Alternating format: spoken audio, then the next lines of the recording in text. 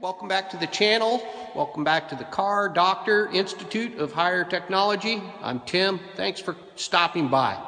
Got a quick tip today for owners of certain Jeep Liberties. This tip's going to involve the replacement of the HVAC blower motor. So most of y'all not going to have an issue with this at all. It's a super easy, super quick fix. But I thought I'd put this out there for anyone just wanting information on this, see what it's like.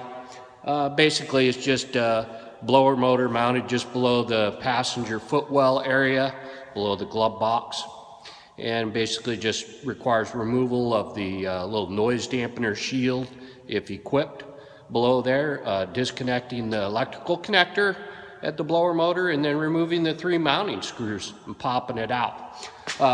This particular vehicle was actually brought in because of an intermittent blower not functioning, and also a weird thunking noise, rotational clunk from the blower. I couldn't get it to actually quit, but the blower's making noise, and it's a typical common occurrence on this rig. This one's 2010 with 60,000 miles, and I'm not surprised.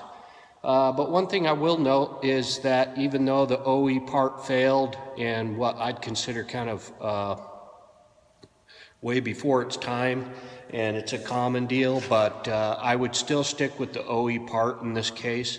The aftermarket parts, if you're just going to have poor airflow, it's not going to sound or work the way that you come accustomed to it working when it did work before it stopped working. So in this case, I'm going with the OE part. It's a blower complete with the squirrel cage and everything. It's just plug and play. One thing I'd note is you want to be proactive on these. If you let it go for too long in a condition like this, you're going to end up drawing excessive amperage and causing damage to the wiring harness and the other blower controls like the blower speed module as well. And if that's the case, you want to make sure and check your wiring as you're in there. Do the blower, and then whatever other repairs to the wiring and controls that you need to do. But you want to make sure and get the blower fixed if you're having any issues, because it's probably drawing excessive amperage and causing those secondary issues. So anyway, got my trusty Blue Point magnetic LED light, which I use in a lot of my videos. Everyone's asked about it. I only get these off of the Snap-on truck. I haven't found them anywhere else. Again, they're Blue Point. They cost about $100, but they're super cool. And as long as you don't leave them stuck to the underside of a vehicle and it drives away, they'll last you a long time.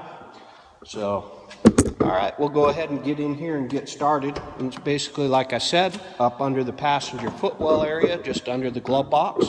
And we remove the little noise dampening insulator first. And like I said, this just has a couple fasteners here that you remove the little retainer clips.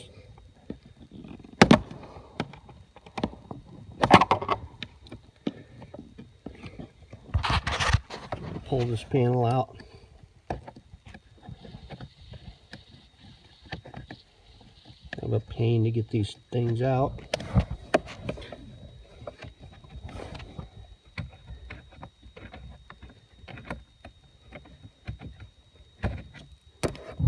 Just pull that down, pull that out of the way, and you can access the blower up here.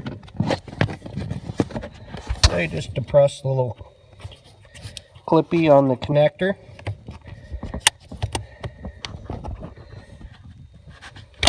Remove that wiring harness. Again, look down in the harness end and just check for any dark spots, any burning of the electrical connector. This looks good.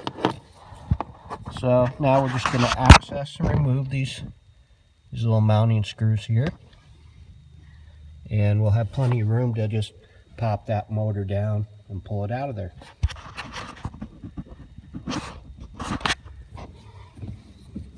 This takes a T25 Torx in this case.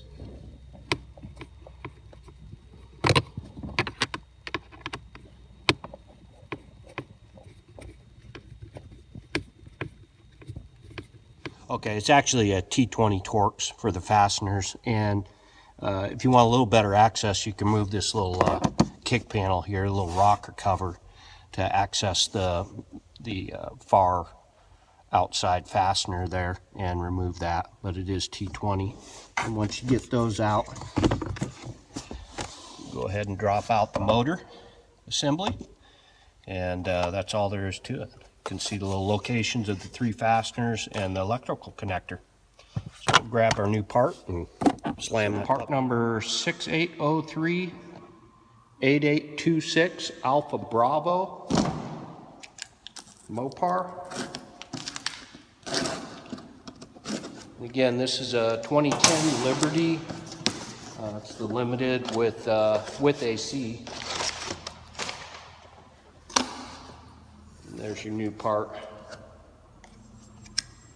Slap this puppy in. I pulled the motor apart just because I'm curious about what happened, and the bearings look good, and there's still some life left in the brushes, but there's an extraordinary amount of wear along the armature here where the brushes are making contact, and you know, it looked like it was just kind of brush contact that and interference that ended up taking this thing out, and the brushes were probably the source of the noise along this contact area as it gouged down in there. But just another case of low quality stuff. Anyway, we got it back in there. Now just give her a try and see what she sounds like.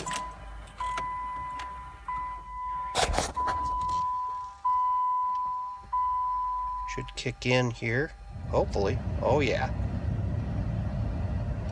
Yeah, sounds good. So I think another successful repair. Once again, a pretty quick, straightforward fix. It's only going to take you about 20 minutes at the most to change this thing out. Pretty much any skill level, you'll be able to get her. 20mm Torx driver and a regular screwdriver should get you there. And I appreciate you stopping by. I hope this video is helpful. Please subscribe to our channel, and appreciate the likes too. And we will catch you next time. Have a good one. Take care.